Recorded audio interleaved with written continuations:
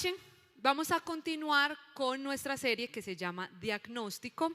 Estamos viendo el libro de Apocalipsis. No sé si les ha pasado, para los que no habían visto el libro de Apocalipsis, dirán, ¡ay, Apocalipsis! Todo el mundo piensa en zombies y en esas cosas, y hemos visto que no, que la palabra Apocalipsis es una palabra de exhortación y de esperanza, y pues bueno, ahí vamos. Si me ahogo es porque todavía estoy en estas.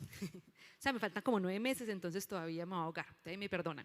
Entonces, hoy nos toca la carta a la iglesia de Pérgamo. Entonces, hoy vamos a hablar de la iglesia de Pérgamo. Entonces, para eso, vamos a leer en Apocalipsis 2, 12 al 17.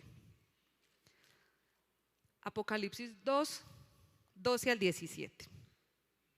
Y dice así: y escribe el ángel de la iglesia en Pérgamo, el que tiene la espada aguda de 2 filos, dice esto: yo conozco tus obras y dónde moras, donde está el trono de Satanás, pero retienes mi nombre y no has negado mi fe, ni aun en los días de Antipas, mi testigo fiel, que fue muerto entre vosotros, donde mora Satanás.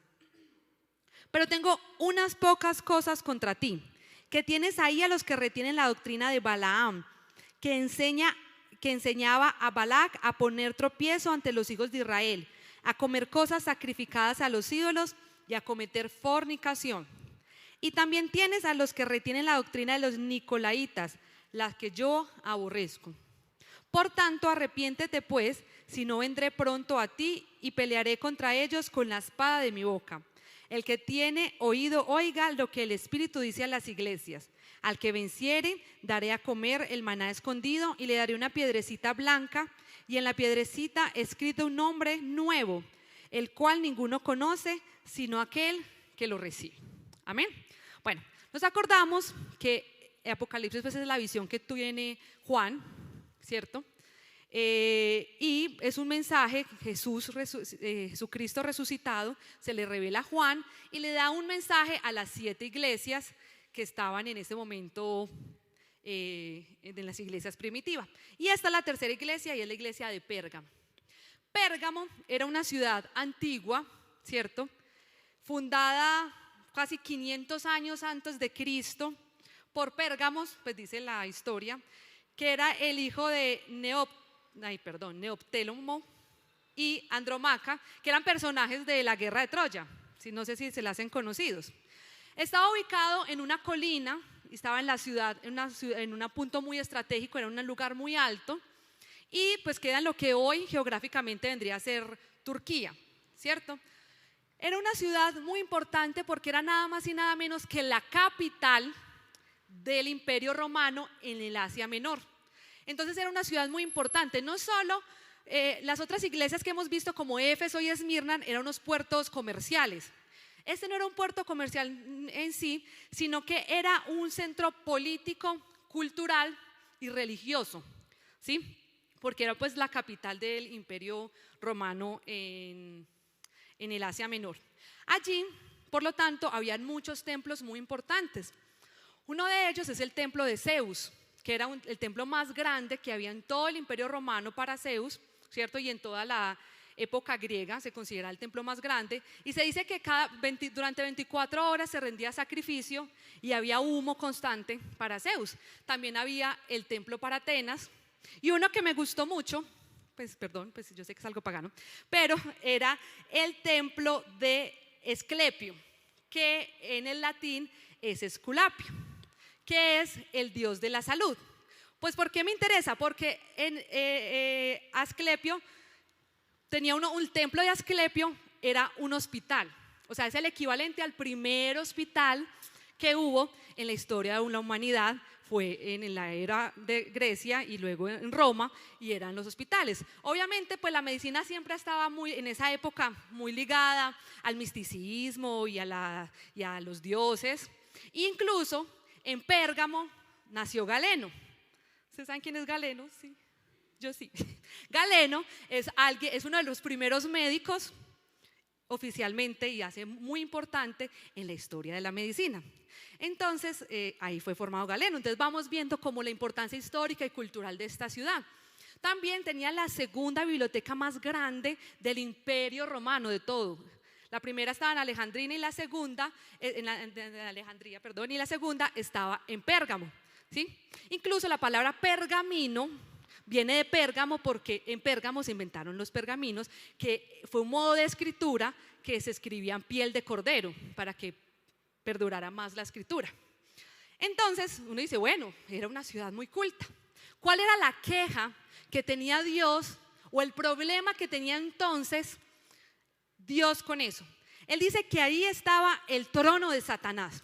Resulta que la ciudad de Pérgamo, por ser ese centro político y religioso, era un lugar oficial donde se construía el templo para el César. Recuerden que en el Imperio Romano el César era Dios y todos tenían que rendirle culto al César y reconocer que era el Señor. Por eso es que los cristianos primitivos los mataban en el Coliseo romano, porque se negaban a decir, no, es que solo Jesucristo es el Señor, no el César no es Señor. Eso era, mejor dicho, decir una cosa horrorosa. Entonces los mataban. Incluso ahí, por eso es que dice, él pone el ejemplo de Antipas, que fue un mártir, que precisamente allá lo mataron. Entonces, ¿qué dice la Biblia cuando dice que están en el trono de Satanás? Y lo dice varias veces, dice en el 13, yo conozco tus obras y dónde moras, donde está el trono de Satanás. Se está refiriendo a esta situación de la adoración obligada al César. Y es por eso que Jesús, cuando empieza a hablar, dice que habla el que tiene la espada aguda de dos filos en el versículo 12. Dice, espada aguda de dos filos, porque por ser Pérgamo un centro, pues un referente político, el gobernador de Pérgamo tenía el ius gladi, que era un permiso para dar muerte, como de quien dice, licencia para matar. No todos los gobernadores del Imperio Romano, en las diferentes provincias gobernadores tenían ese permiso, ¿cierto? Pero el gobernador que estaba en Pérgamo tenía ese permiso de dar muerte. Entonces hay aquí algo muy bonito que Jesús le dice, el gobernador que está ahí en el trono de Satanás, que lo tienen que adorar, tiene sobre ustedes potestad de matarlos, pero yo soy el que tengo la espada de doble filo, o sea, un poder absoluto, una autoridad más grande, el control sobre todo, él tiene la última palabra. Entonces a eso se refería el trono de Satanás, porque era el sitio donde se le debía rendir culto al César, y no hacerlo era causa de muerte. Pero entonces dice, están en la boca del lobo. No era un sitio fácil para predicar el evangelio. Retienen mi nombre y no niegan mi fe, aún bajo amenazas, aún sabiendo que si niegan al César los pueden matar. Pero, ¿cuál era la queja que tenía de ellos? ¿Cuál? Que seguía la doctrina de Balaam y de los Nicolaitas. ¿Y eso cómo se come? Aquí les tengo que desglosar algo, no se me vayan a dormir, esto va para algo importante. No sé si se acuerdan de Balaam. ¿Alguien se acuerda de Balaam? Sí, ¿quién era? Un profeta. Imagínense que Balaam era un profeta de los tiempos de Moisés, o sea, por allá unos 300 años antes, ¿cierto? Moisés, cuando estaba pasando por la tierra de Moab, había un rey que se llamaba Balac, y por ahí en Moab había un profeta de Dios que estaba en medio de esa gente, se llamaba Balaam. Entonces Balac le dijo que maldijera al pueblo de Israel y Dios no se lo permitió. Es más, por ahí hay un cuento todo chévere que la burra habla y se le mete, y bueno, pero a eso no voy. En todo caso, era un profeta de Dios. Pero resulta que después, cuando el pueblo de Israel estuvieron en Moab, se juntaron con las hijas de Moab y comieron comida sacrificada a los dioses y tuvieron fornicación, o sea, se mezclaron con las muchachas. Y cuando los jueces hablaron con Moisés, dice, es que esta gente, Balaam, los indujo a que hicieran todo eso. Entonces Balaam era como un profeta así, todo moderno, todo play, ¿cierto? creía en Dios, profetizaba en Dios, hablaba con Dios, oía la voz de Dios, pero pues era así todo moderno, fresco, vea, esa muchacha está muy linda, claro, y pues todo el mundo decía, no, pues este es el profeta de Dios, el que nos defendió, pues no, pues hagámosle, ¿cierto? Eso es ni corto ni perezoso. Entonces, uno dice, bueno, ¿y por qué en Apocalipsis se está hablando de la doctrina de Balaam y Balac si eso pasó hace mucho tiempo? Porque está hablando de una doctrina que tiene que ver con los nicolaitas, o sea, es casi lo mismo. No es que se haya fundado la religión de Balaam ni de Balac, ¿sí? Sino que tiene que ver lo mismo con seducción, con transgiversar la verdad. Y aquí nos vamos con los nicolaitas, que viene siendo lo mismo, ¿cierto? Los nicolaitas es una doctrina que en varias cartas también habla de los nicolaitas. Es un peligro que viene desde adentro de la iglesia, ¿sí? Incluso varios historiadores de la iglesia primitiva dicen que el fundador Nicolás era uno de los 7 diáconos que habla Hechos cuando se fundó la iglesia primitiva y que se desvió de la verdad, un hereje, o sea, salió de nosotros, ¿sí? Pero él enseñaba la vida, así la vida chévere, la vida loca, el cristianismo permisivo. Entonces él daba varias cosas, por ejemplo, ustedes no han escuchado, les va a ser conocido, pues ya no estamos en la ley, entonces podemos pecar, estamos defendidos por la gracia, entonces no nos va a pasar nada, y el cuerpo pues es para pecar. Entonces era una mezcla entre venir a adorar a Dios, aleluya, Cristo vive, incluso retener la fe. O sea, ¿qué pasaba con la iglesia de Pérgamo?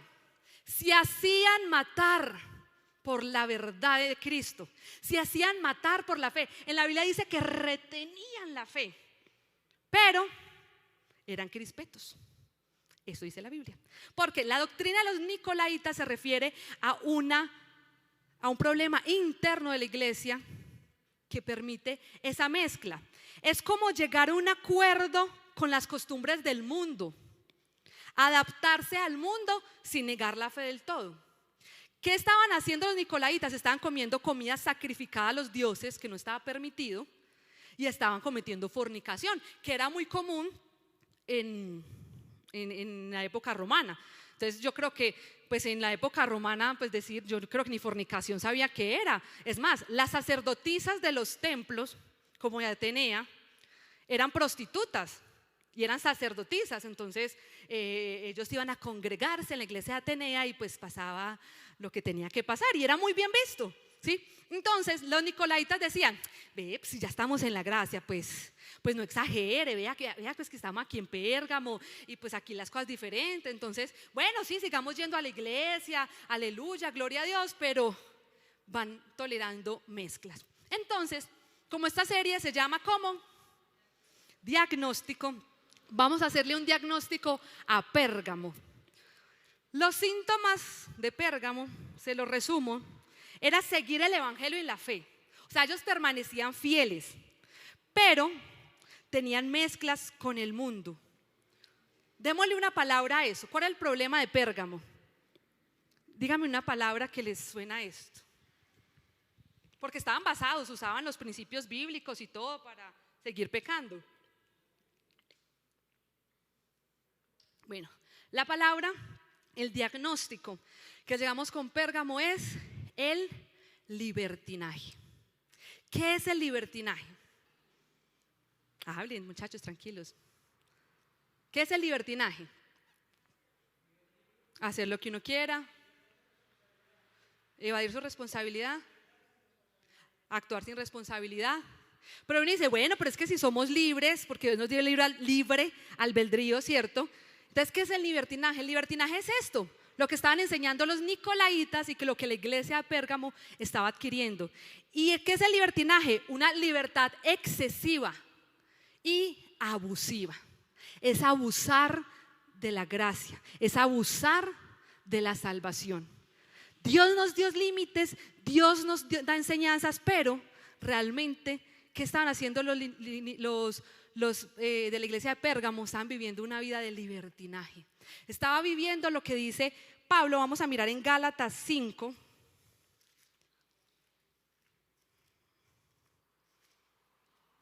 Gálatas 5, 1.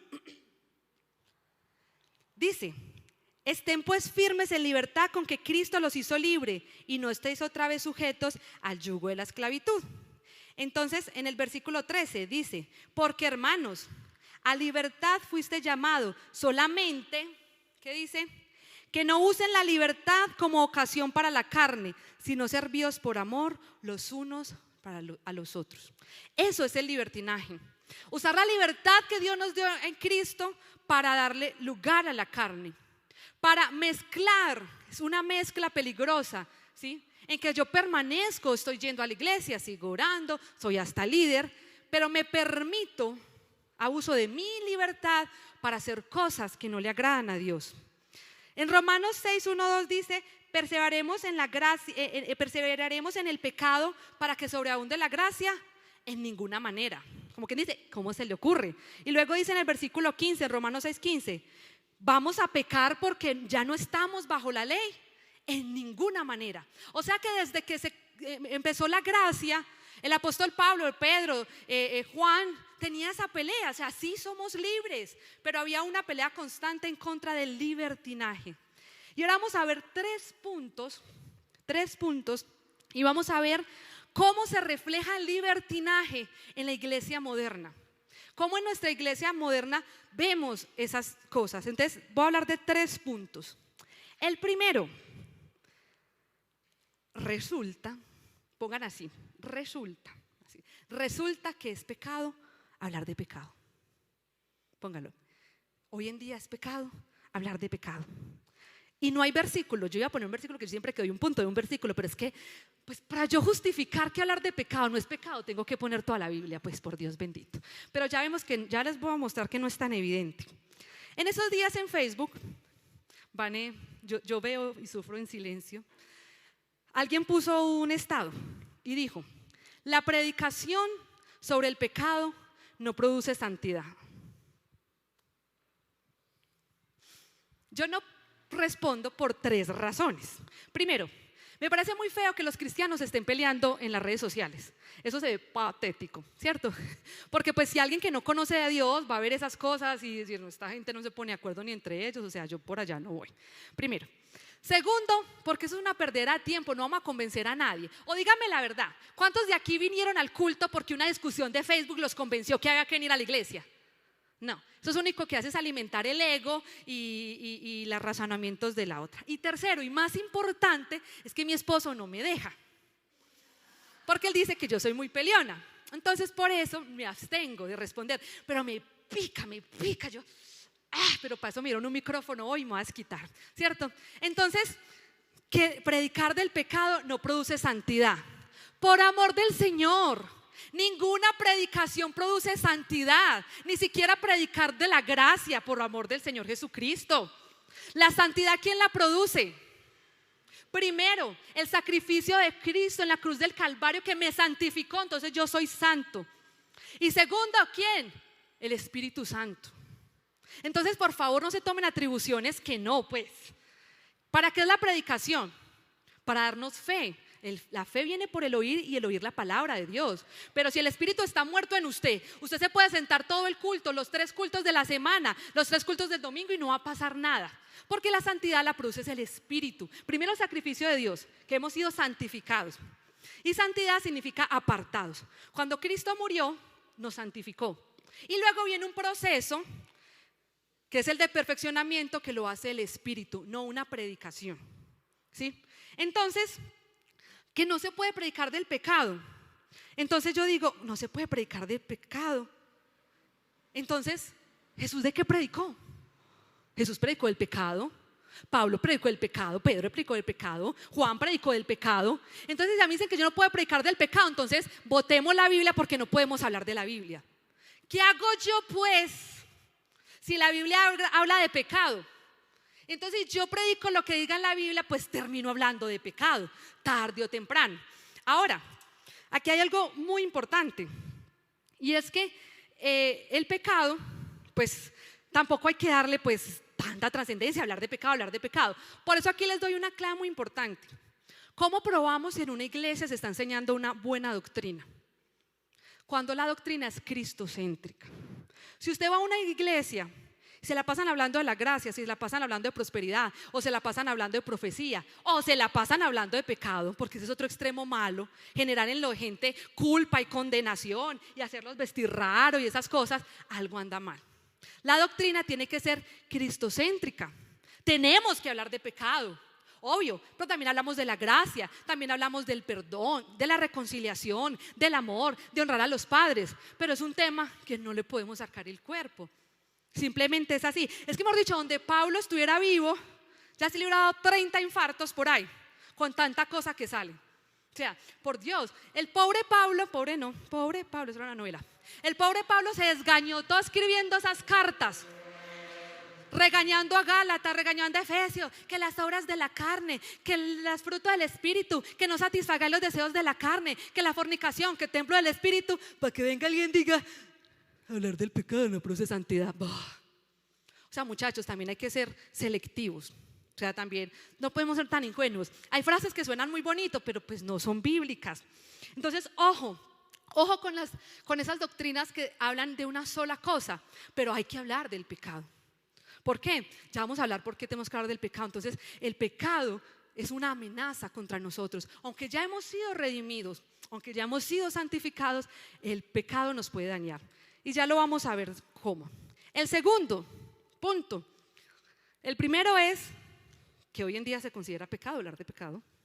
El segundo es que ignoramos el peligro del pecado. Vamos a leer Romanos 15:16.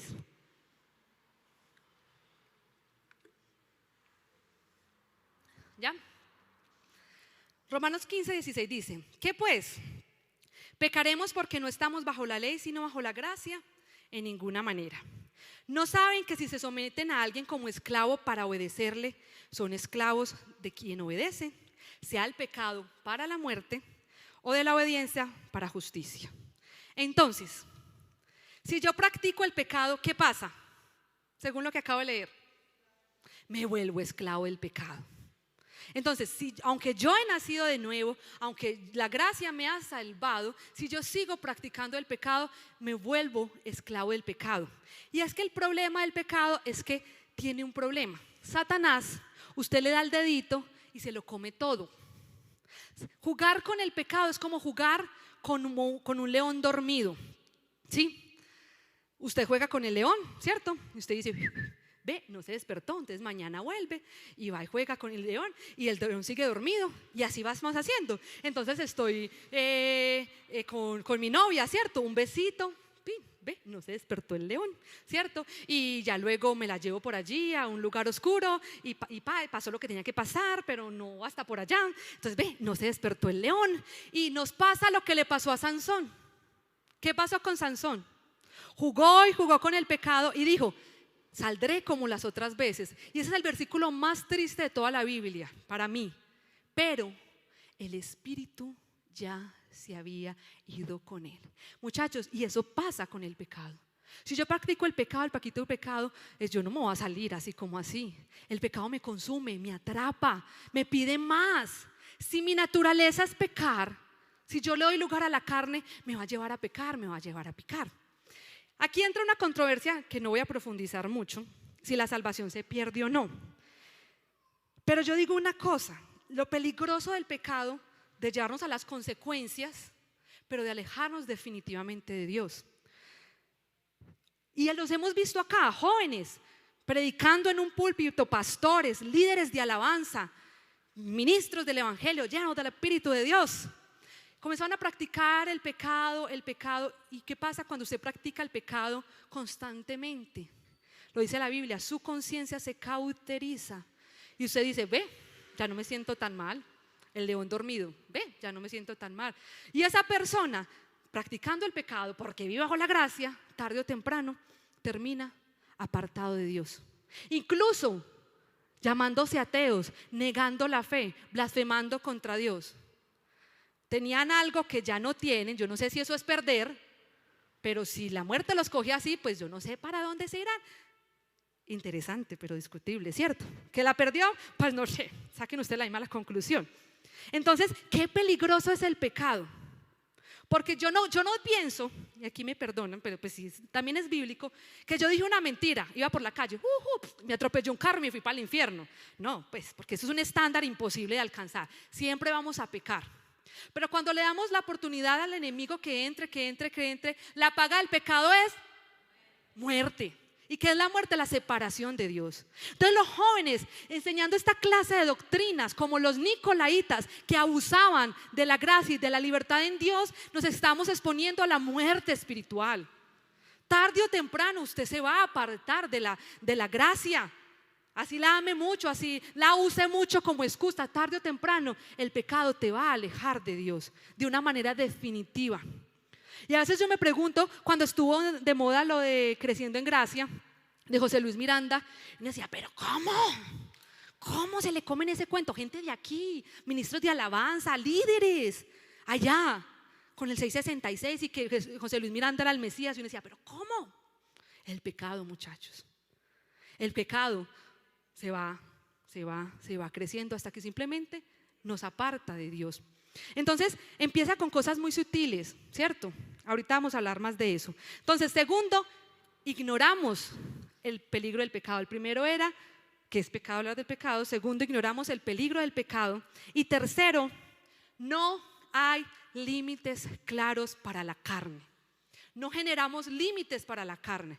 Y aquí ya vamos a ver. Veamos en Gálatas 5, 16 al 18. Gálatas, vea, Pablo, es que todo eso habla la Biblia. ¿Cómo van a decir que no, pues? Sí, ok. Gálatas, ahí no encuentro. Gálatas, Efesios. Gálatas 5, 16 al 18.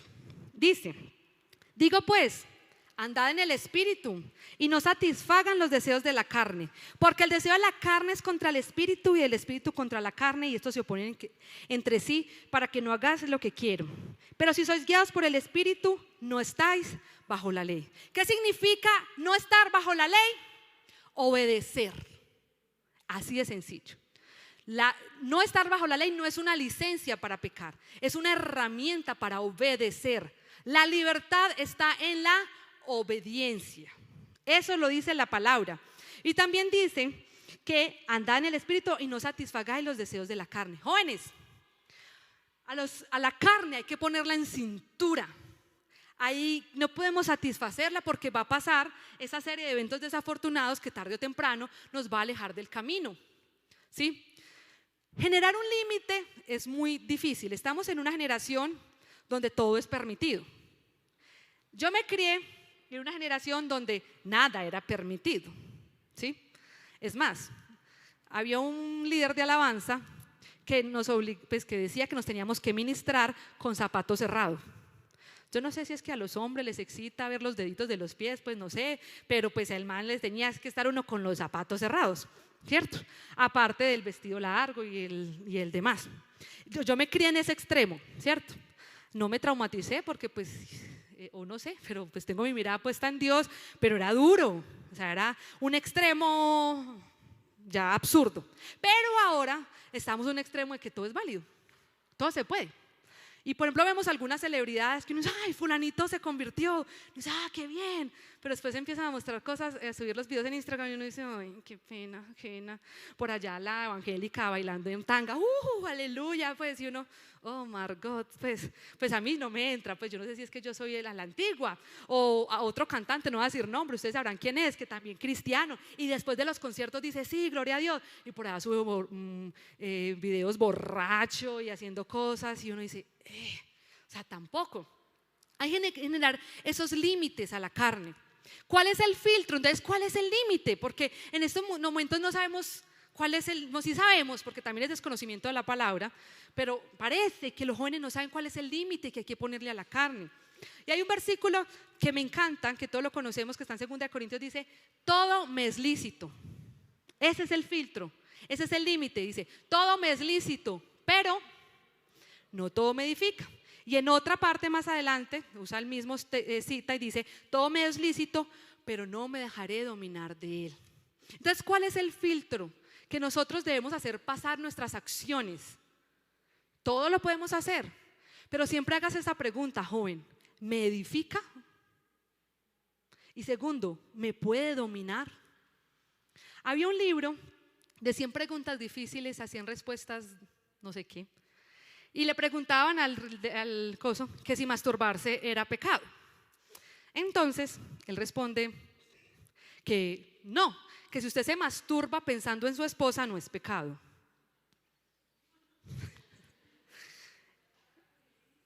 Ay, Dios mío, eso es jugar con un león dormido, pero cuando se está como despertando. No, ni siquiera con un león dormido, con un león ya bostezando, ¿sí?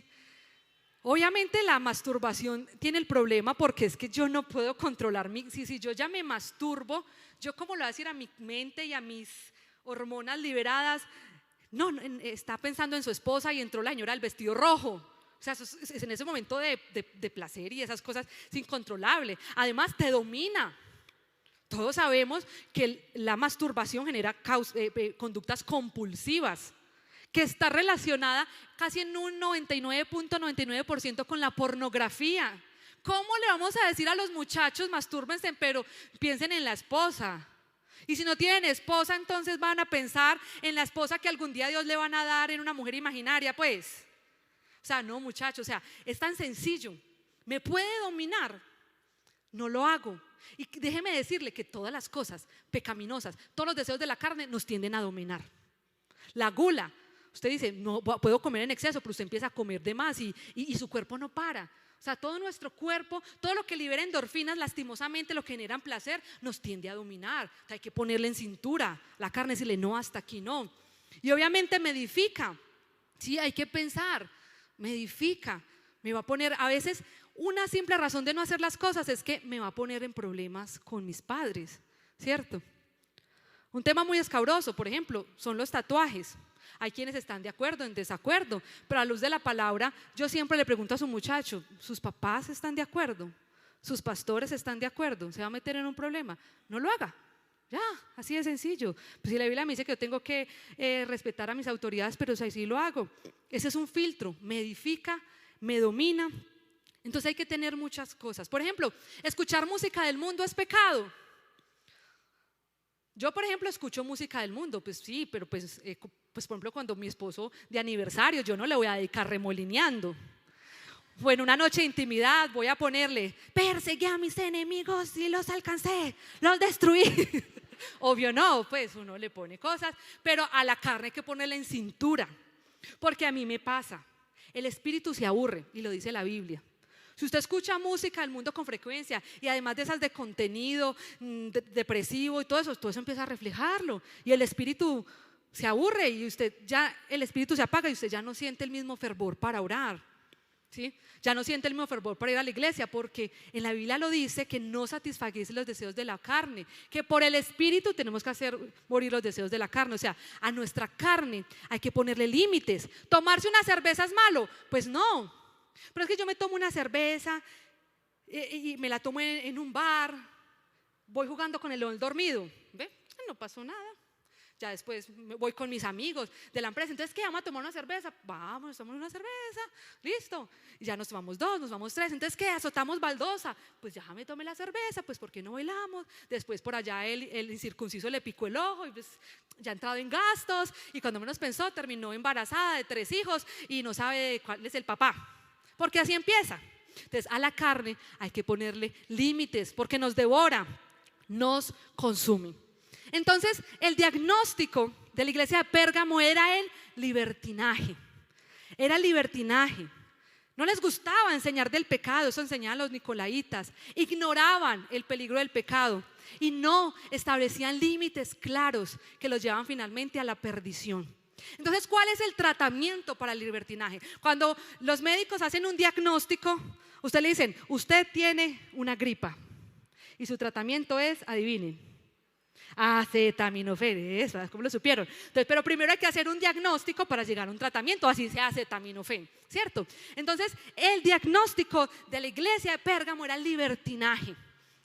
Abusaban de la libertad y el tratamiento para la iglesia de Pérgamo también lo da la misma palabra, porque típico de las cartas que daba en Apocalipsis era que daba un diagnóstico a la iglesia, pero le decía qué hacer.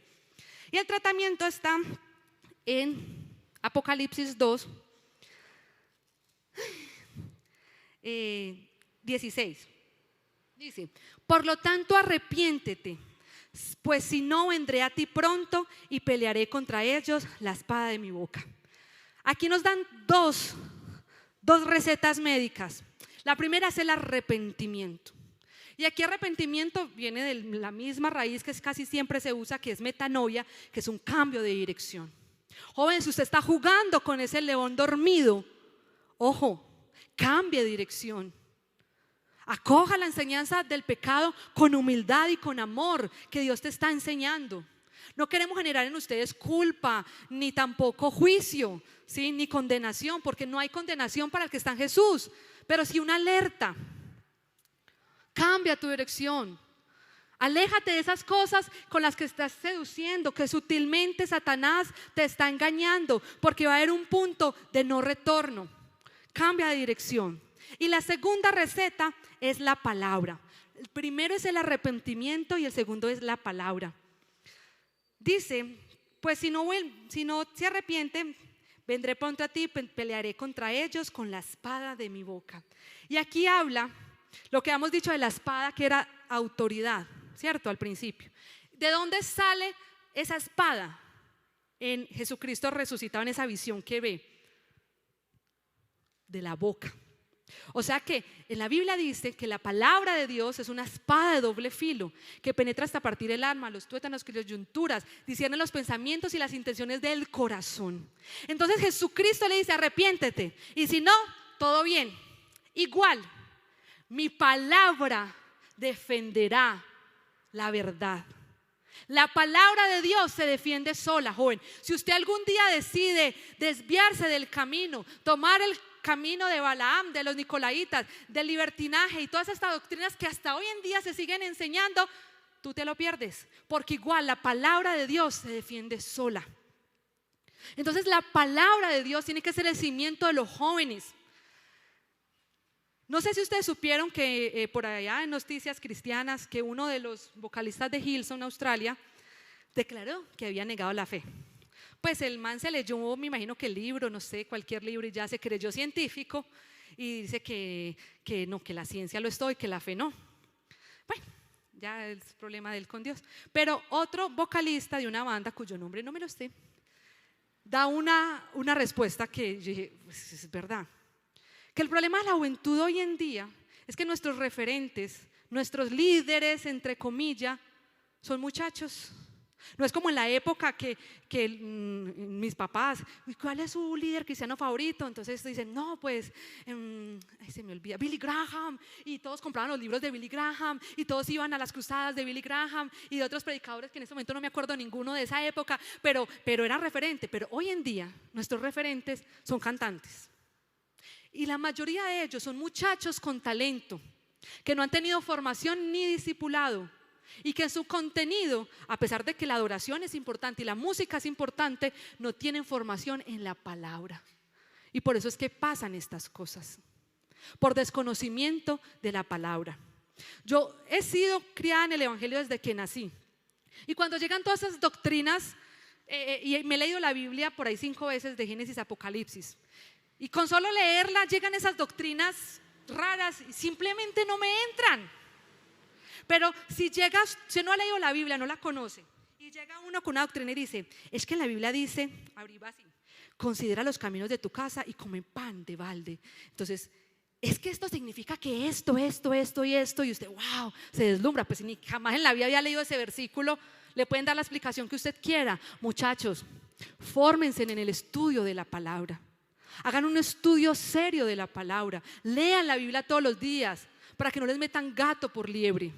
La solución que les dio la iglesia de Pérgamo es mi palabra. La espada que sale de mi boca va a derribar el argumento de Balaam y el argumento de los Nicolaitas que los quiere hacer desviar.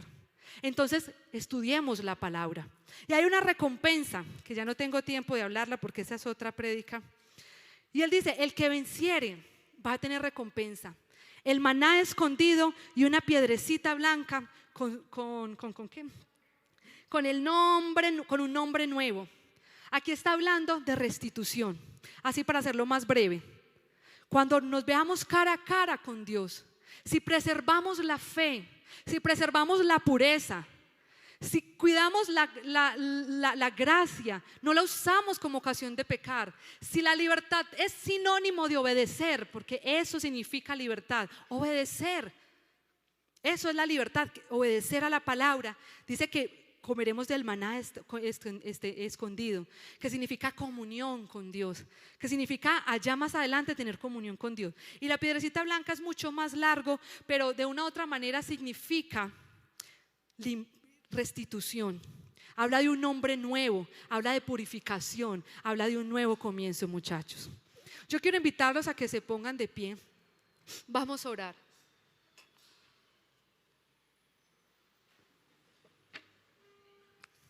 De verdad que me preocupa mucho los tiempos de nuestra iglesia hoy, porque la juventud y la iglesia está siendo atacada por factores externos, como el humanismo, como la ideología de género, como el ateísmo, el gnosticismo y esas cosas.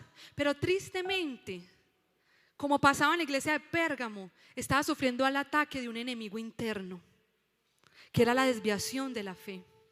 Joven, yo no le estoy haciendo un llamado a ser mojigatos, le estoy haciendo un llamado a que pongan en cintura la carne, a que no jueguen con el pecado, porque si viven en la carne no pueden agradar a Dios, dice la Biblia. Y si usted practica esos pecados, en la Biblia dice que las zorras pequeñas pueden echar a perder todo,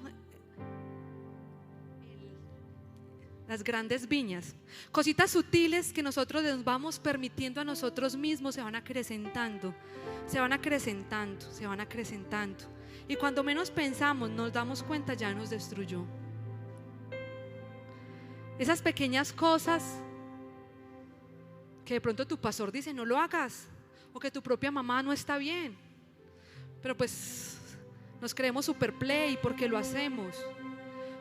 Pero tarde o temprano nos va a dominar y no nos está edificando. Entonces yo quiero pedirles hoy que levanten sus manos y órele al Señor y dile: Dios, yo quiero retener la fe como Pérgamo. Quiero retener tu nombre, no quiero negar tu nombre, pero no quiero permitir mezclas en mi vida. No quiero permitir mezclas en mi vida. Dice que un poco de levadura le unta toda la masa. O sea que es suficiente algo de contaminación que usted permita en su vida para que lo dañe.